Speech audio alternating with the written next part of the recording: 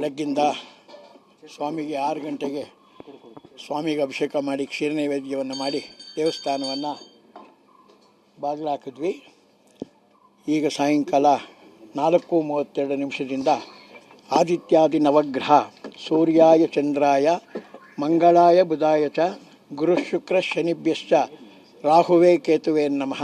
9 ಗ್ರಹಗಳು ಮೃತ್ಯುಂಜಯ ಶತ್ರು ಸಂಹಾರಕ್ಕೋಸ್ಕರ. ಯಾಕೆಂದರೆ ಈಗ ಪಕ್ಕದ ದೇಶಗಳಲ್ಲಿ ಯುದ್ಧ ನಡೀತಾ ಇದೆ.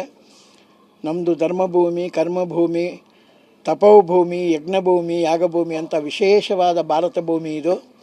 ಈ ಭೂಮಿಯಲ್ಲಿ ಅಂಥದ್ದು ಯಾವುದು ಬರಬಾರ್ದು ಅಂಥೇಳಿ ಆ ಶತ್ರು ವಿಧ್ವಂಸಕ್ಕೋಸ್ಕರ ಯಂತ್ರ ಮಹಾ ಸುದರ್ಶನ ಹೋಮವನ್ನು, ಪ್ರತ್ಯಂಗರಿ ಹೋಮವನ್ನು ನಾವು ಮಾಡಿದ್ದೀವಿ. ಸುದರ್ಶನ ಹೋಮ ಮಾಡೋದ್ರಿಂದ ಯಾವ ಶತ್ರುಗಳ ಕಣ್ಣು ನಮ್ಮ ದೇಶದ ಮೇಲೆ ಬೀಳಬಾರ್ದು. ಮೊದಲನೇದು. ಪ್ರತ್ಯಂಗರಿ ಹೋಮ ಮಾಡಿದ್ರಿಂದ ನಮಗೆ ಯಾರಾದರೂ ಶತ್ರುಗಳಾಗಿ ಉಟ್ಕೊಂಡ್ರೆ ಅವರು ಮಿತ್ರರಾಗಿ ನಮ್ಮಲ್ಲಿ ಬರಬೇಕು ಅನ್ನೋ ಒಂದು ಚಿಂತನೆ. ಈ ಚಿಂತನೆಯಿಂದ ಇವತ್ತು ಸಂಧ್ಯಾ 6 ಗಂಟೆ ಸಮಯಕ್ಕೆ ಸರಿಯಾಗಿ ನಾವು ಪೂರ್ಣಾಹುತಿಯನ್ನು ಮಾಡಿ ಆ ಭಗವಂತನಿಗೆಲ್ಲ ತೃಪ್ತಿಯನ್ನು ಪಡಿಸಿದ್ದೀವಿ. ತದನಂತರ 7:32 ಮೋಕ್ಷ ಆಗುತ್ತೆ, ಗ್ರಹಣ ಮೋಕ್ಷ ಆಗುತ್ತೆ. ತದನಂತರ ಗರ್ಭಗೃಹ ಶುದ್ಧಿ ಮಾಡಿ ಸ್ವಾಮಿ ದರ್ಭಾಬಂಧನದಿಂದ ಬಿಡಿಸಿ ಸ್ವಾಮಿಗೆ ಜಲಾಭಿಷೇಕ ಕ್ಷೀರಾಭಿಷೇಕವನ್ನು ಮಾಡಿ ಕ್ಷೀರ ನೈವೇದ್ಯವನ್ನು ಮಾಡಿ ದೇವಸ್ಥಾನ ಬಾಗಿಲು ಹಾಕ್ಬಿಡ್ತೀವಿ. ನಾಳೆ ಬೆಳಗ್ಗೆ 7 ಗಂಟೆಯಿಂದ ಇಡೀ ದೇವಾಲಯವನ್ನೆಲ್ಲ ಶುದ್ಧಿ ಮಾಡಿಕೊಂಡು ತದನಂತರ ಪುಣ್ಯಾಹವಾಚನದಿಂದ ಸ್ವಾಮಿಗೆ ಅಭಿಷೇಕ ಎಲ್ಲ ಮಾಡಿ ಲೋಕಕ್ಷೇಮಕ್ಕಾಗಿ ನಾಳೆ ಮತ್ತೊಮ್ಮೆ ಆದಿತ್ಯಾದಿ ನವಗ್ರಹ ಹೋಮವನ್ನು ತಿರ್ಗಾ 10 ಗಂಟೆ ಮೇಲೆ ಮಾಡಿ ಎಲ್ಲರಿಗೂ ಕ್ಷೇಮ ಬರಲಿ. ಇದು ಶತ್ರುಗಳ ನಾಶಕ್ಕೋಸ್ಕರ ಮಾಡಿದ್ದಂಥ ಹೋಮ. ನಾಳೆ ಮಾಡೋದು ಎಲ್ಲರ ಆರೋಗ್ಯಕ್ಕೋಸ್ಕರ ಮಾಡುವಂಥ ಕ್ಷೇಮ. ಸಾಮಾನ್ಯವಾಗಿ ಎಲ್ಲ ಪಂಡಿತರುಗಳು ಆರೋಗ್ಯದಲ್ಲಿ ತೊಂದರೆ ಇದೆ, ಅಂತಹ ತೊಂದರೆ ಇದೆ, ಇಂತಹ ತೊಂದರೆ ಇದೆ ಅಂತ ನಾವು ಮಾಧ್ಯಮದಲ್ಲಿ ಬೆಳಗ್ಗಿಂದ ನೋಡ್ತಾನೇ ಇದ್ದೀವಿ. ಎಲ್ಲರೂ ಅವರವರ ಭಾವನೆಗೆ ತಕ್ಕಂತೆ ಹೇಳ್ತಾ ಇದ್ದಾರೆ. ಅದು ಇರಲೂಬಹುದು, ಇಲ್ದಿರಲೂಬಹುದು.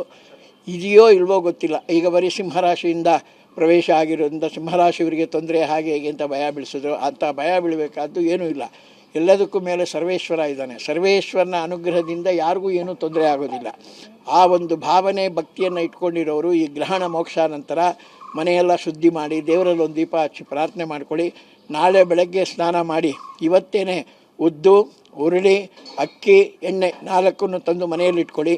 ಬೆಳಗ್ಗೆ ಎದ್ದ ತಕ್ಷಣ ಸ್ನಾನ ಮಾಡಿ ಕಾಫಿ ತಿಂಡಿ ಏನೂ ತೊಗೊಂಡಿರೇನ ಪಕ್ಕದ ಶಿವಾಲಯಕ್ಕೆ ಹೋಗಿ ಆ 4 ವಸ್ತುಗಳನ್ನು ಆ ಈಶ್ವರನಿಗೆ ಅರ್ಪಣೆ ಮಾಡಿ ಸ್ವಾಮಿಯನ್ನು ದರ್ಶನ ಮಾಡಿ ನವಗ್ರಹಗಳಿಗೆ ನಮಸ್ಸೂರ್ಯಾಯ ಚಂದ್ರಾಯ ಮಂಗಳಾಯ ಬುಧಾಯ ಚ ಗುರು ಶುಕ್ರ ಶನಿಭ್ಯಶ್ಚ ರಾಹುವೇ ಕೇತುವೇ ನಮಃ ಆ 9 ಮಂತ್ರಗಳನ್ನು ಹೇಳಿ ಸ್ವಾಮಿಯನ್ನು ಪ್ರದಕ್ಷಿಣೆ ಮಾಡಿ ನಮಸ್ಕಾರ ಮಾಡಿ ಈ ಗ್ರಹಣದ ದೋಷ ಸರ್ವರಿಗೂ ನಿವೃತ್ತಿಯಾಗಿ ಎಲ್ಲರಿಗೂ ಪರಮೇಶ್ವರ ಮಂಗಳ ಉಂಟು ಮಾಡಲಿ ಅಂತೇಳಿ ಈ ಮಾಧ್ಯಮಗಳ ಮುಖಾಂತರ ತಮ್ಮೆಲ್ಲರಿಗೂ ಶುಭವನ್ನು ಬಯಸ್ತಾ ಇದ್ದೀನಿ. ನಮಃ ಶಿವಾಯ.